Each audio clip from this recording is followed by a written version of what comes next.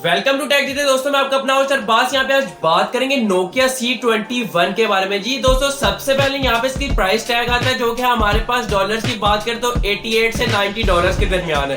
Rupees की बात करें तो 19,500 रुपीस में दोस्तों इसकी प्राइस टैग है। डिटेल स्पेसिफिकेशन की तरफ आते हैं तो यहाँ पे एक बात टोटली क्लियर करता हूँ कि ये फोन कोई बेहतरीन फोन नहीं है, बिल्कुल क्लियर कट बोल रहा हूँ।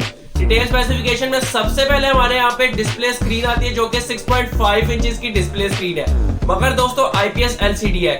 इतनी प्राइस टैग में IPS LCD आती है, AMOLED की तरफ ये मूव ऑन नहीं कर सकते थे इतने प्राइस टैग के अंदर।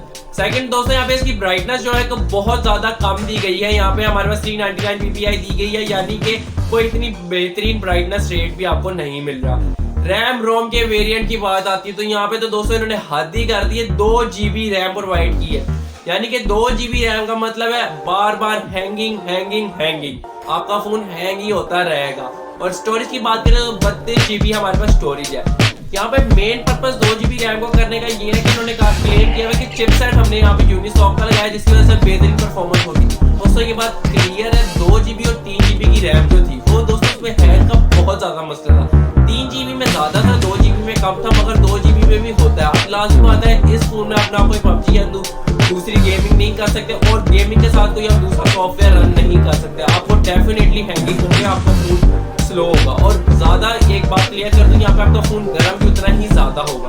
ये इसका दूसरा बड़ा लैग आ गया इसकी स्क्रीन के बाद। यहाँ पे हमारे पास ये रैम स्टोरेज चले 32 GB हमारे पास फिर भी इस प्राइस में ठीक है, मगर हमारे पास रैम 2 GB बिल्कुल ही फारिग है। अब आते हैं बैटरी टाइमिंग की। दोस्तों यहाँ पे भी इन्होंने बिल्कुल ही जीरो बैटरी टाइमिंग हमें दी हुई है, 3000 mAh।